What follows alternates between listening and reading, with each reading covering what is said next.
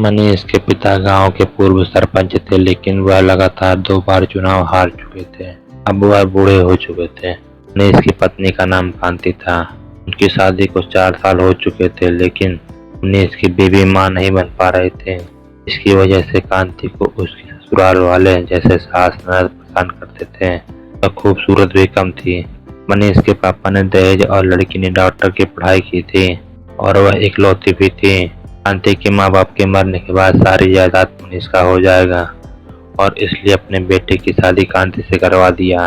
पापा के डर से मनीष को कांति से शादी करनी पड़ी, लेकिन मनीष अपनी बीवी को बहुत मारता था, परेशान करता था कि वह घर छोड़कर चली जाए। कांति अपनी सासू माँ से शिकायत करती थी, जैसे माँ जी मैंने कभी साड़ी नहीं पहनी है, थोड़ी दिक्कत होती है। सास भी यही बोलती, एक तो तुम माँ नहीं बन सकती और तू खूबसूरत भी कम है, इससे मेरा बेटा परेशान रहता है और तू औरत है और तो औरत की तरह रहा कर। यहाँ की बहू को साड़ी पहनकर घूंघट करके रहना पड़ता है। औरत का धर्म है अपने पति की आज्ञा मानना और उसके नीचे रहना। जैसे मैं बोल रही हूँ तुझे वैसे ही रहना है। हमें अपना वंश आगे बढ़ाने के लिए क्या करना है हम जानते हैं। मनीष की शादी को अभी 4 साल हुआ था, पता नहीं चला तो अगला सरपंच का चुनाव आ गया। बार फिर मनीष चुनाव की तैयारी में लग गया। मनीष चाचा इस बार वोट मुझे ही देना। अच्छा बेटा तुमको ही वोट देंगे, लेकिन बेटा तुम अपने पिता के नाम से 2 बार चुनाव हार चुके हो, एक बार अपनी पत्नी के नाम से पेपर डालो। मनीष ने कहा हाँ चाचा आप सही कह रहे हो, इस बार मैं अपनी पत्नी के नाम से पेपर डालूंगा, शायद और मेरे लिए लगी हो। ग्राम पंचायत चुनाव आ गया। मनीष घर आया, कांति चलिए खाना खा लीजिए। मनीष खाना खाने के बाद बोला सुनो इस बार चुनाव में तुम्हारे नाम से पर्चा डाला जाएगा। कांति ने कहा मुझे प्रधानी नहीं करनी है, जीतने के बाद सबके घर और कितने अधिकारी के पास जाना पड़ता है।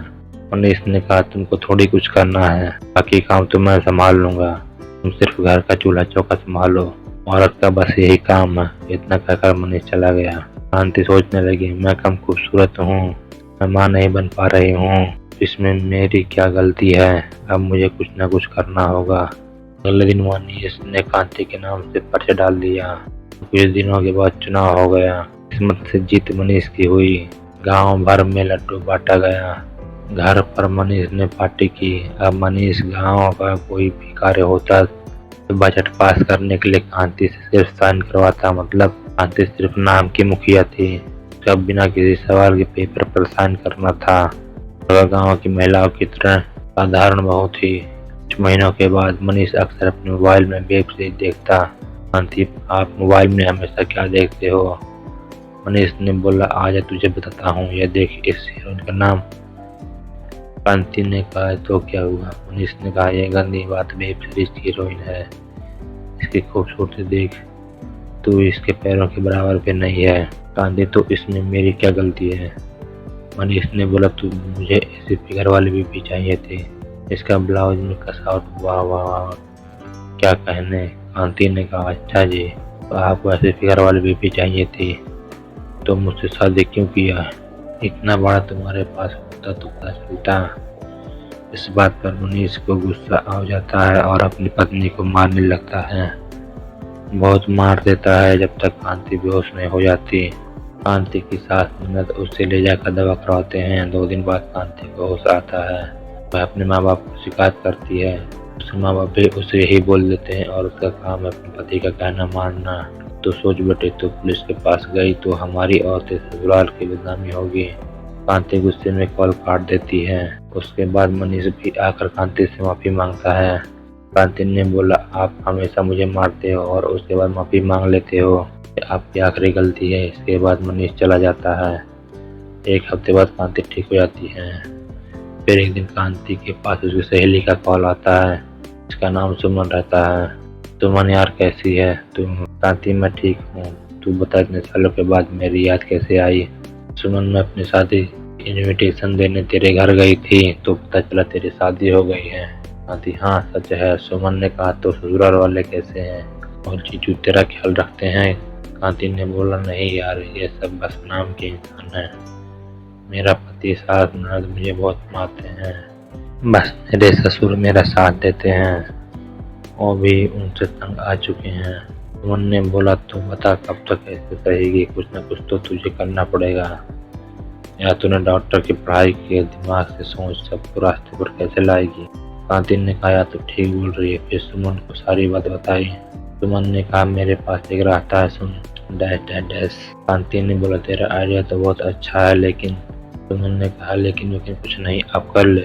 कांति, ठीक है, तेरी शादी में तुझसे मिलने आ रहे हैं तो पूरी तैयारी कर ले। Okay bye. अब कांति के चेहरे पर मुस्कान आ गई थी। फिर कुछ दिन बाद कांति मनीष को लेकर अपनी सहेली की शादी में गई। दोनों सहेलियां अकेले रूम में थे, कुछ देर बात किया। फिर शादी अटेंड करने के बाद मनीष और कांति दोनों घर आ गए। 3 दिन बाद मनीष ने बोला, कांति चलो इस पेपर पर साइन कर दो। कांति ने कहा, मैं तभी साइन करूंगी जब आप मेरी एक बात मानोगे। मनीष, क्या बात। कांति ने बोला, मैंने हम दोनों का मेडिकल करवाया, पता चला आप में कुछ कमी है, तो आपको मेरे हाथ से रोज दूध पीना होगा। अगर ऐसा नहीं किया मैं साइन नहीं करूंगी। मनीष ने बोला। गुस्से में कांति को गालियां भी दिया और मारा भी, लेकिन कांति अपने फैसले पर अड़ी रही। अंत में मनीष मान गया, लेकिन बाहर किसी को मत बताना कि मुझे में कमी है, और चुपके से खुद को दूध पीने के बहाने मुझे पिला देना।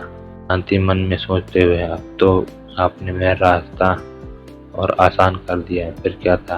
अब कांति मनीष को दूध पिलाने लगी और प्रोजेक्ट पर साइन करने लगी। 2 महीने बाद अचानक मनीष बाथरूम से बाहर निकला। सुनो, ये देखो, मेरी बॉडी बदली बदली लग रही है। कांति ने कहा, वो तो है मनीष, मेरे सीने पर थोड़ा बाल और पतली, और कुछ दिनों से मेरे शरीर के बाल भी कम होते जा रहे हैं। कांति ने कहा, आपको गलतफहमी है, आप मोटे हो रहे हो। बोलो तो माँ जी को बता देती हूँ। मनीष ने कहा, नहीं, माँ को मत बताना, नहीं तो मेरा मजाक उड़ाएंगे। दोनों अपने काम पर लग गए। बाहर के गांव के लोग मनीष के बारे में ये बातें करने लगे, जैसे ये मर्द कम जनाना लग रहा है। कोई कहता, अब पैंट शर्ट छोड़कर साड़ी पहनना शुरू कर दे। अपने गाँव की औरतों ने तो अपने पुरानी साड़ी भी मनीष को पहनने को दे दिया। अब शर्म से मनीष बाहर कम जाने लगा। 3 महीने बाद अचानक मनीष के पेट में दर्द होने लगा। फिर मनीष को नजदीक के हॉस्पिटल में भर्ती करवाया गया। डॉक्टर कांति की सहेली थी। डॉक्टर ने रिपोर्ट चेक की और कांति और मनीष को अंदर बुलाया। डॉक्टर ने कहा, मनीष जी, आपकी बॉडी महिला हार्मोन्स बना रही है। मनीष ने कहा, महिला हार्मोन्स मतलब? बताया, मतलब आपके शरीर के अंदर औरत का गर्भाशय 80% विकसित हो चुका है। आप कुछ महीनों में पूरी महिला बन जाओगे।